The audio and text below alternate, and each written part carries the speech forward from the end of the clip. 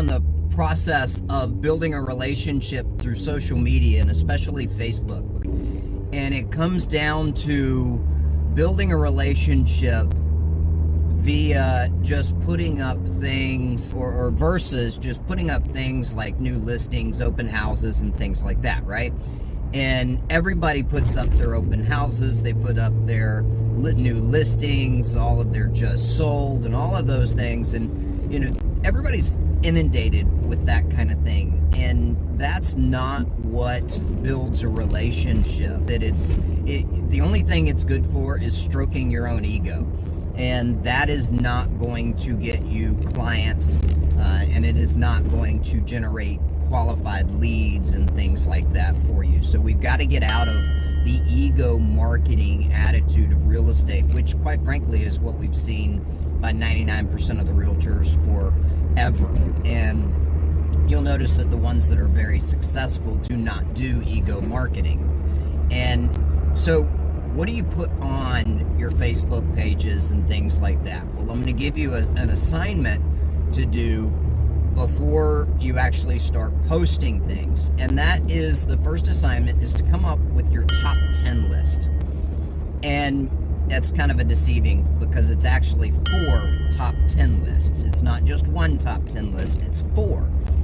And here's the first top 10 list. It's the top 10 questions that buyers ask you.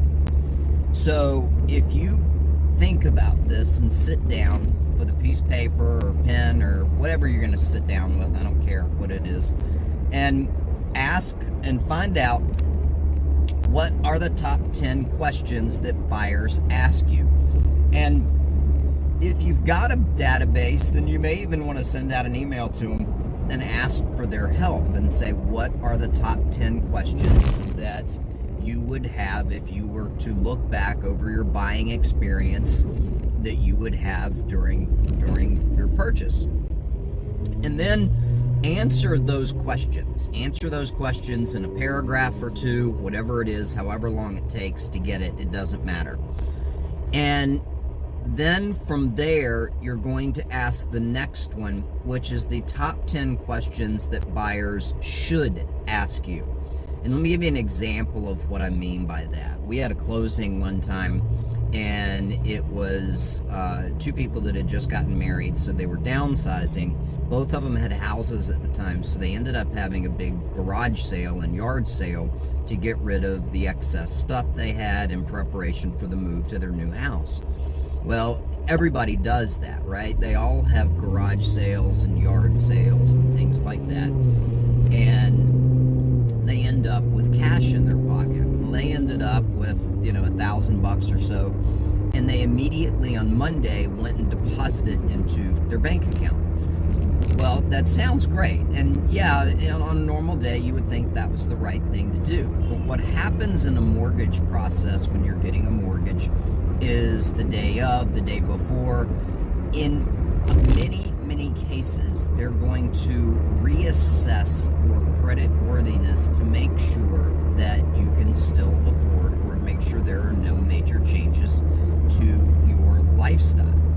And what happened is they requested the updated bank statements, the current bank statements. They got it. They saw $1,000 cash deposit, and it raised a red flag with the mortgage company. Well, where the heck did this come from, right?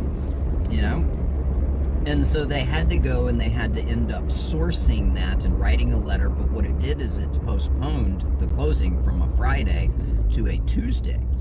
And if you think about it, if you've got movers coming, if you've already packed things up, if you've done all this stuff, well, that could be traumatic. That could be a hugely traumatic experience. And although it did get situated, it's one of those things that could have been easily avoided if we had informed them of that process prior to them making that happen, and told them and put together informational sources for it. But the point of this is that the buyer did not know to ask that question, right? That's one of those questions that they should ask, but they don't know to ask. So that's what you're looking for on the second one. It's the top 10 list of what a buyer should ask you about their purchase and about buying their next home. And it's going to be hugely valuable. But then the third part of that is the top 10 questions that sellers ask you, right? And you're going to go through that same process. And the fourth top 10 list, you want to take a guess? You got it.